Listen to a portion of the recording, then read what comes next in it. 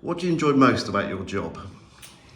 Well, I am pretty certain that the thing I enjoy most about my job is the people, and that's people in all different, ways and shapes and types. The people I work with on a daily basis, my immediate team, the 5,000 people that make up the group, but also obviously clients, but intermediaries, journalists like yourself. It's the people that make this industry happen and make it fun and make a difference. And so without people, there would be no advertising industry. Perfect. So if the people are the piece that you like the most, what do you like the least? Really reporting. It's I think what anyone would say in answer to that question. If you work in this business, the reporting and the admin and the numbers and that whole side of it is really, really, really important. But especially if you run something reasonably big and complicated, there's quite a lot of it because there has to be. But it's not the most thrilling part of the job. How many reporting lines do you have coming into you? Sorry, just as a supplementary. Well, I've got a comics of about 12 people, which ranges across, Sue, who heads up media, through to Graham, who's my CFO, and kind of everything in between. And how many different agency brands or businesses are reporting? We've got 25 agency brands, but that ranges in size from, big agencies like Zenith or Saatchi's to smaller ones like Salter Baxter, our sustainability agency that's going gangbusters at the moment. That's a lot of reporting. Yeah. Next question, Swindon or Hammersmith?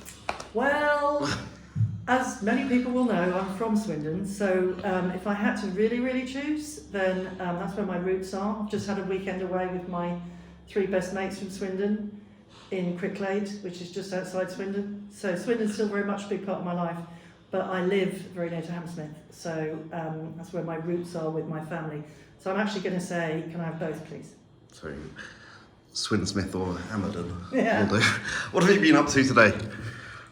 So today, I started the day by doing a run-through of a presentation I'm going to do at a client's twice yearly conference. So I'm presenting a sort of external perspective on what customer expectations are in today's world. So we did a run through with all the marketing people and the CEO. That was a couple of hours. And then back here, lunch with a client, a couple of weekly meetings that we have on a Monday to kind of set the week. What's been your sweetest win and why?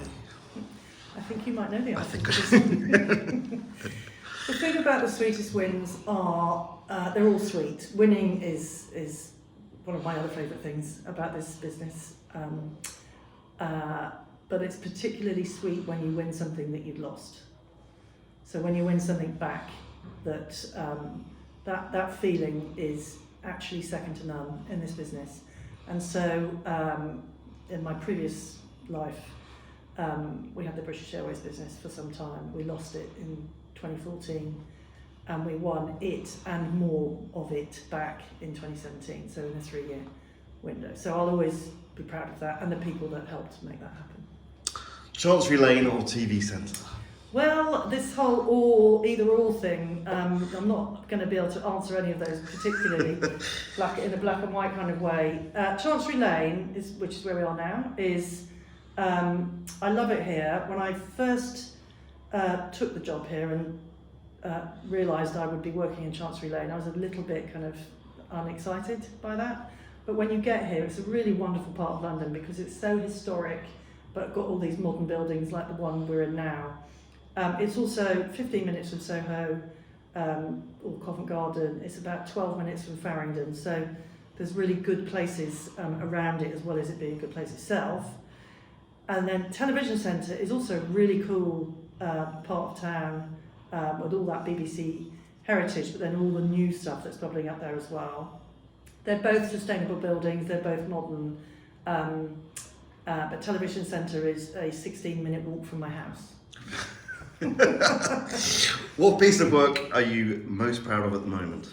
Well, again, there's loads of stuff that I'm proud of. I'm always proud of the never-ending brilliance of the McDonald's team here and the work that's continually coming out there, the work we're doing on BT, the work that the guys in Zenith are doing with the Lloyd's clients on the reasonably new setup of that relationship.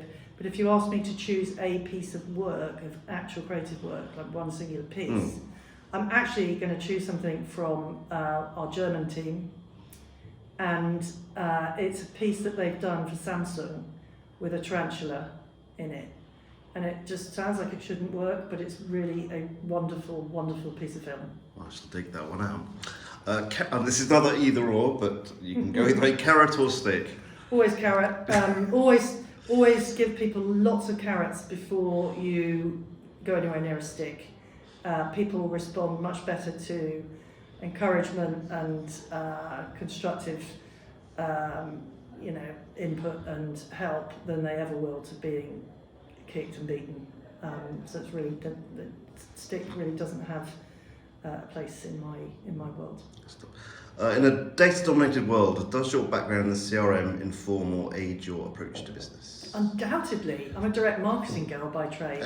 I grew up in Wonderman and then Ogilvy One, and did many years in agency life where data was the life and soul of the agency. And so I still get a bit kind of like, really, when people go on about data now, because some of us have been working with it for many years.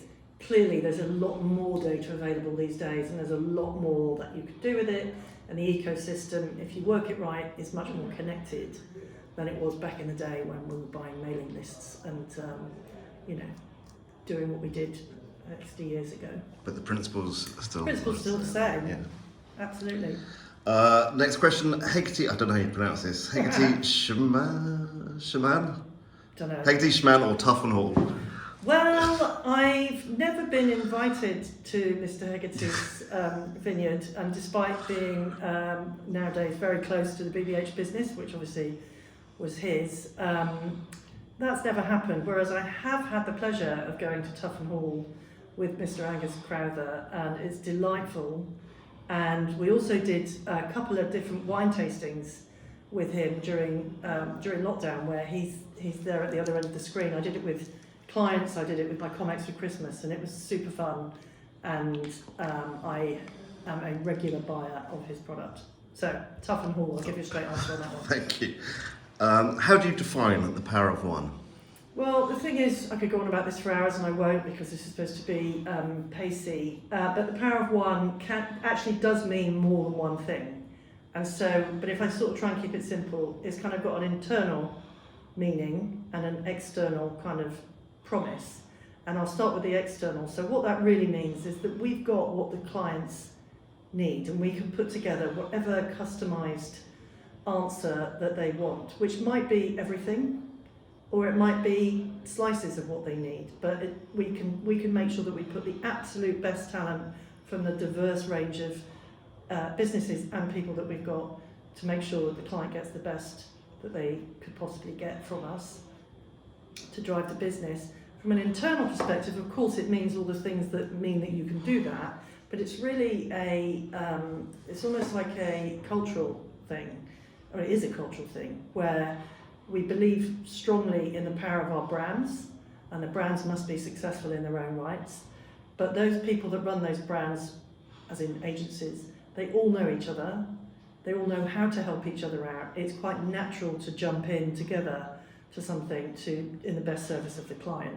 Whereas that's not always the case when you've got that many agencies in one holding company, where you're trying to balance the agency success and the overall success of the group.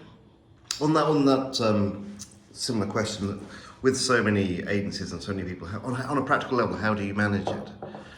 So we've organised ourselves into kind of practices, so that you've got, for example, a media practice that Sue Frogley runs, so all the media guys report to Sue and then Sue reports to me.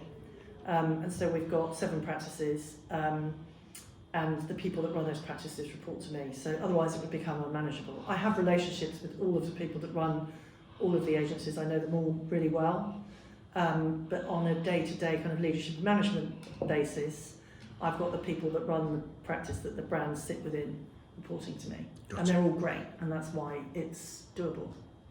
You've lived in both, so would you prefer London or New York? So on this one, For me, it's a life stage thing. So I was lucky enough to live in New York for my later 20s and my early 30s. So I was there for about 4.5 years.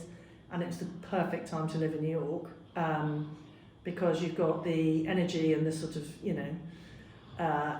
capability to really live New York. So to work really, really hard and get all that you can from a career perspective, but also to make the most of the city and the surrounding areas and everything that they've got to offer as well. So I'm really glad I lived there when I lived there. Now that I'm, not in my late 20s and I've got 2 teenage children in school in London, then I'm very happy to live here. Both of them. What's the best initiative you've launched for staff in the past 12 months? Well, we've done a lot actually. I'm very proud of the team and all that we've done already and the plans that we've got for this coming year. But I think if I had to give one kind of overall answer, it's the family-friendly policies that we've put in place, which really, the full range of making our maternity pay and everything better, through to helping people through surrogacy, helping people with infertility, helping support people through the loss of babies, all the full gamut of that thing that we do where we create families, and trying to make sure that we're an employer that really does support people through all of the good and not so good parts of that journey. That's nice. Recently, Publicis Group announced its profits are up 75%. Where do you think that growth is coming from? It's actually coming from across the board, because obviously I look at the way the numbers kind of add up from all the different agencies and all the different parts of the organisation. So it is literally coming from across the board. I do think that we're in good shape here in this group, because the investment in Sapient is paying off, as is that in Epsilon, which is a decent size here as well. So I think those investments are really starting to pay back. But each and every agency is doing its thing and doing well. What interests you most about advertising at the moment? I think it's the same as it always has been, really, as in that it just never stays still. It never stays still, and if you stop and think about, what we couldn't do a few years ago that we now do with our eyes closed, and what we might be doing next week or next month or next year, you just know it's never ever going to stay still, and these specialist new things crop up that you need to get good at, and then you get good at them as an organisation through whatever means, by hiring the right people, by making the right investments, and then the next thing's there and you need to do that. So it's never dull. And as has been well documented, advertising has had very, many chapters, and there's many more to come. Bake Off or Love Island? Well, on this one, I'm actually going to give you a neither answer. Wait. Shockingly, and I did think about whether or not I should be honest about this, because it might make me unpopular, but I don't like those kinds of TV shows. I've tried, because I want to be in the gang that talks about them the next day and all the rest of it, but no, just doesn't do it for me at all. Sorry to the people who make those TV shows, because they're great for overall, but they're just not for me. Do you have any predictions for the next 12 months? Well, I think we have all learned not to make predictions. I think if you look back over the last 2 years and where we're at today with everything that's going on, predictions are a dangerous art, and not one that I'm keen to really try to hard at. I'll try and make forecasts, and I'll try and work out what I think is going to happen and what we need to do. I think the one thing that we're all struggling with right now, and that we're all working hard to try to overcome, is this shortage of talent. There's not enough talent to go around in this business, so we're all trying to make ourselves more attractive. But one of the things that we're doing that I think is really important, and I know some others are as well, is to try and expand the pool of talent. So not to just fight over the same people, but to try to attract more people into advertising in the first place. So we've got various things going on around that, from an education perspective, from a referral program perspective, lots and lots of different things to just try and make the pool bigger in the first place.